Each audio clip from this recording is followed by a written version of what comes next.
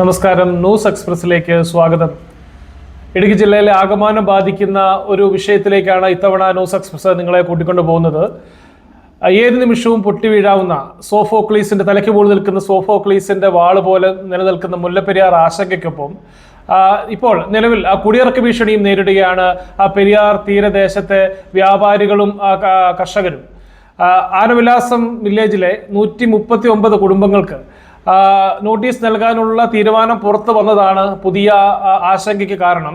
അതോടൊപ്പം തന്നെ അയ്യപ്പൻകോവിൽ പഞ്ചായത്തിലെ 127 പേർക്ക് 15 ദിവസത്തിനുള്ളിൽ തന്നെ നോട്ടീസ് കൈമാറും എന്ന വിവരമാണ് നമുക്ക് അറിയുവാൻ സാധിക്കുന്നത്.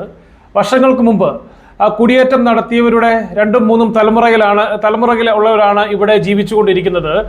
കാട്ടുപന്നിയോടും കാട്ടാനകളോടും രോഗങ്ങളോടും പൊരുതി തങ്ങളുടെ ജീവിതം കരുപ്പിടിപ്പിച്ചവരാണിവർ. സാധാരണ ജനങ്ങളെ കണ്ണുനീരിൽ ചവിട്ടി നടത്തുന്ന ഒരു കുടിയൊഴിപ്പിക്കലും അംഗീകരിക്കുവാനാവില്ല. സർക്കാരിൻ്റെ നിയമപരമായ എല്ലാ അനുമതികളും വാങ്ങിയാണ് ഇവർ തങ്ങളുടെ വീടും വ്യാപാര സ്ഥാപനങ്ങളും ആരാധനാലയങ്ങളും ഒക്കെ പണിതുയർത്തിയത്.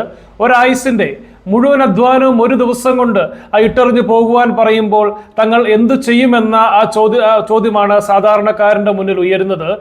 നിലവിൽ 2 കൂട്ടരാണ് ഇവിടെ അധിവസിക്കുന്നത്. ഒന്ന് കയ്യേറ്റക്കാരും അതോടൊപ്പം തന്നെ ഈ കുടിയേറ്റ നിവാസികളും.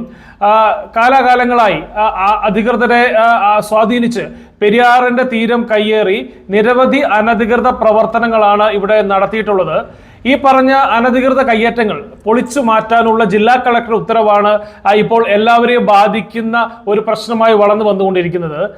നിലവിൽ അയ്യപ്പൻകോവിൽ പഞ്ചായത്തിലാണ് നടപടി സ്വീകരിച്ച് തുടങ്ങിയതെങ്കിലും ഇത് ജില്ലയിൽ ആകമാനം ബാധിക്കുന്ന ആയിരക്കണക്കിന് തീരദേശവാസികളെ ബാധിക്കുന്ന ഒരു പ്രശ്നമാണ്.